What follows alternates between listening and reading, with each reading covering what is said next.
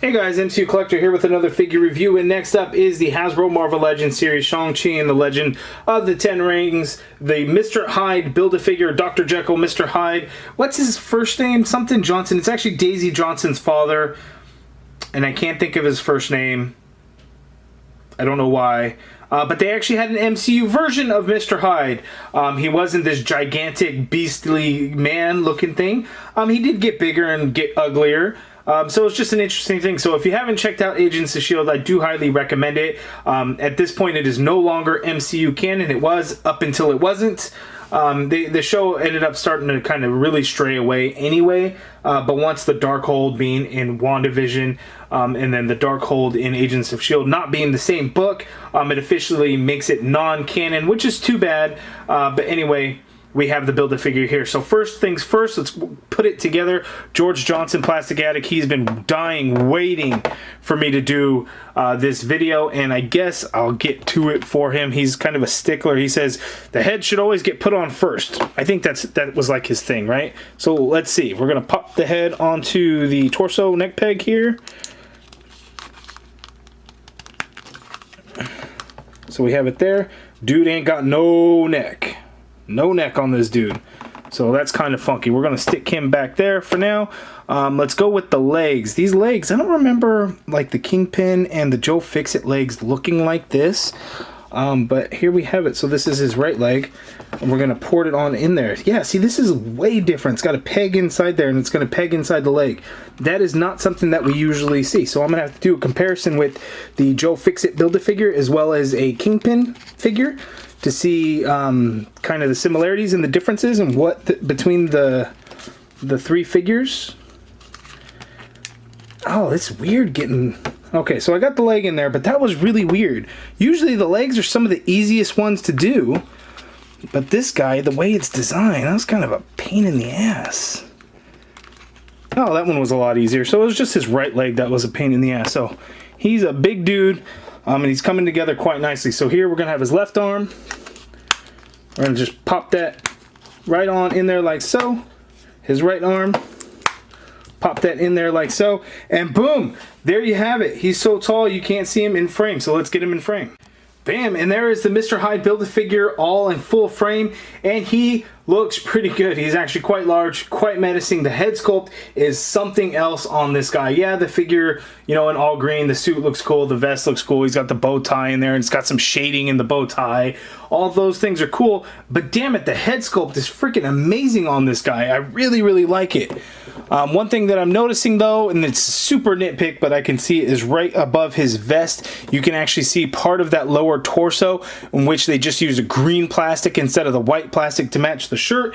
You really will hardly ever see it, but if I'm looking down at it, which I'm kind of looking at it right now, I can see it. You probably can't see it in the video, but I will show it as we kind of zoom in and take a look at some of those things. So first, let's take a zoomed in closer look at that head sculpt because it is absolutely amazing.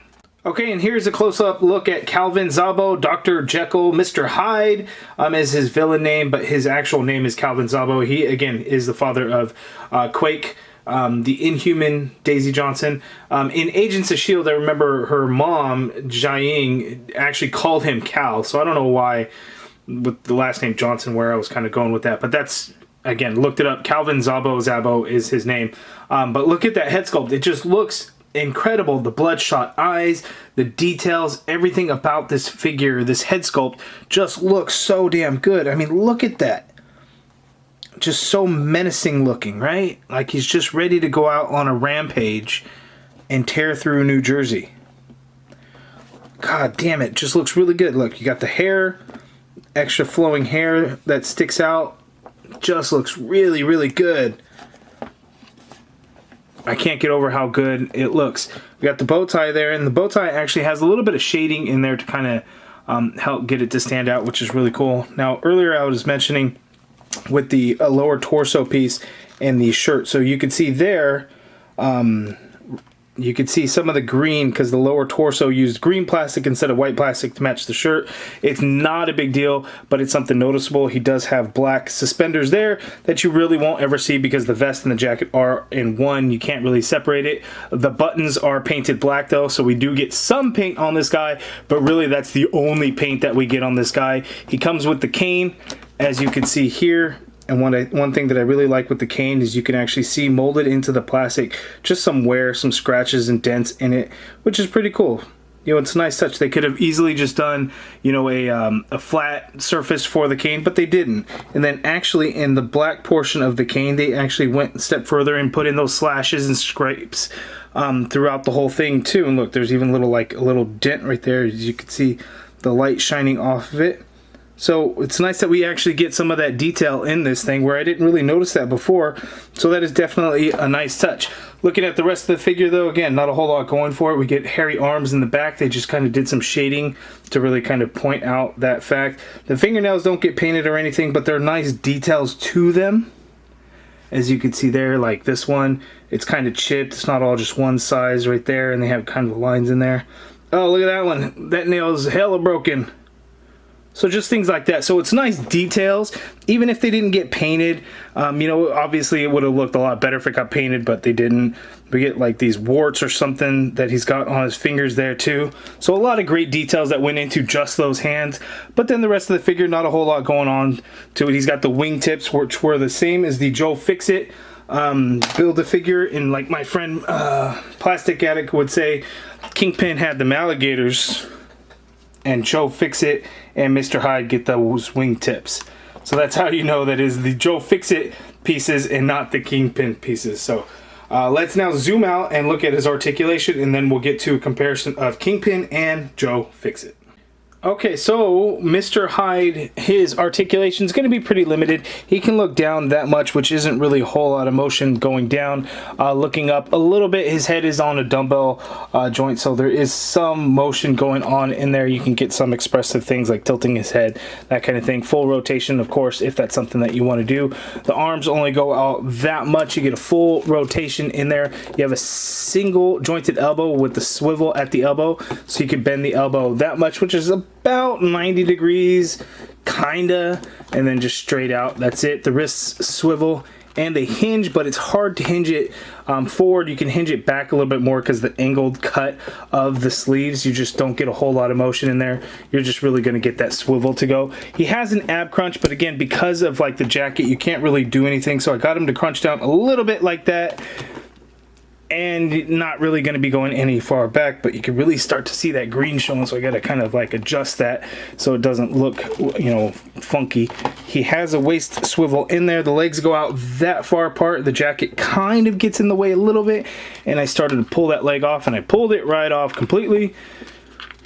So we'll just kind of stick that back on there. He's going to kick forward that much, so not a whole lot. He's got a single jointed elbow, which gives you less than 90 degrees. There's also a swivel at the knee. I said elbow earlier, didn't I? Single jointed knee and a swivel at the knee. So you get the thigh cut where the leg comes together, and then a swivel there at the knee. Foot hinges ever so slightly down, ever so slightly up. There's somewhat of a pivot, and you do have peg holes at the bottom of the feet. And then you can get a rotation because there's a ball joint in there for the ankle, so you can actually swivel that, but there's not a whole lot that you can do. So he's a big dude, doesn't move around a whole lot, but he looks very menacing. Okay, so here's a side-by-side comparison with the Joe Fixit and Mr. Hyde Build-A-Figures. I have Kingpin here also, but Kingpin doesn't share any of the same parts with these figures, so I guess it doesn't really make sense to do that comparison since nothing is the same. Whereas these two, they use the same arms, the same legs, the same feet, maybe the same lower torso. Again, because this one's hidden in there, I can't really tell for sure how this torso is since the jackets on both kind of aren't really removable. You know, if you were to warm it up, you could kind of stretch that rubber out a little bit to be able to pull it off. That's something that I don't actually have any interest in doing, so I have not done so. So they might share that same part, but the suit, of it itself. You know, the sleeves and the legs are what's the same. They both happen to wear a hat. You can see Mr. Hyde is a little bit stands a little bit taller, and that's going to be because his head is a lot bigger compared to Hulk's head. As you could just see, the size difference between the two heads. Mr. Hyde's head is just like humongous. But there's the side comparison. It's kind of tough about this Build-A-Figure because, you know, with these larger figures, they just don't get a lot of range of motion in their points of articulation. This guy's no exception. He just doesn't, you know, with the big-ass jacket, you know, hindering the torso, there's not a whole lot he can do. I'm trying to look up, you know, Google images of Mr. Hyde and some of the things, and it just... There's not a whole lot, but he's large and he's menacing looking. I guess, you know, that's kind of what we have going for him. I would love to see a Quake action figure made, whether it's the MCU, non-canon MCU Agents of S.H.I.E.L.D. version, or if it's a comic version, I'd be more than happy to get more S.H.I.E.L.D. agents. So bring it on. Hopefully we will see that since we have Mr. Hyde. That could kind of start something going on there. But we shall see. You know, we just don't have a lot of Inhumans at all. Maybe when the Ms. Marvel Disney Plus show comes out, we'll see some more Inhumans. I know somebody brought that up in one of the interviews, and forgive me, I can't remember which interview it was with the Hasbro Marvel Legends team. But Inhumans came up, and, you know, they said, you know, yeah, we want to get more characters out. It's a matter of where they would fit and whatnot. So, you know, hopefully we will see more, but only time will tell. So let's see all the figures from this wave that we got to build Mr. Hyde. Okay, so here we have all the figures from the wave. So this is a mixed comic, Gamerverse, and MCU, 3 different categories into one wave, which is pretty crazy. We get the Tony Stark AI figure, which is comic-based. The Mr. Hyde figure is comic-based. The Civil Warrior is Gamerverse-based from the Contest of Champions mobile game. And then we have the MCU Shang-Chi and the Legend of the Ten Rings. We have Xialing, Shang-Chi himself, we have Death Dealer and Wenwu, or the Mandarin. So if I were to rank them, I would say Shang-Chi, Wenwu, Xialing, Civil Warrior, Tony Stark, and then Death Dealer at the end, and that's the figure that I thought I would have liked the most, which kind of sucks. Build-A-Figure I don't rank in there because the Build-A-Figure should always kind of be first. If I were to rank them, I would probably say Shang-Chi, and Wu, Mr. Hyde, Xialing, Death Dealer. No, I mean, sorry, Civil Warrior, Tony Stark, then Death Dealer. So he'd be like my number 3. I love movie figures. It's kind of my thing. That's where my passion would draw more towards. Even though I am a completist and get all Marvel Legends, the MCU is definitely kind of what brought me into collecting with some of the movie figures. So that's kind of my first love there with the movie figures. So that's why, in any wave, regardless, the movie figures are going to tend to win it for me. And it's just my personal opinion. You guys, I wouldn't knock it at all if you guys said Tony Stark was your favorite of this wave, and then Civil Warrior, or Mr. Hyde, and then Tony Stark, and then Civil Warrior, and the movie figures you call trash or don't like. You're certainly entitled to your opinion, and many people aren't going to like those movie figures. For one, because they're movie figures, and 2, they do have their problems. You know, they know martial arts, kung fu, and they can't move their legs. Well, 2 of the figures they can't.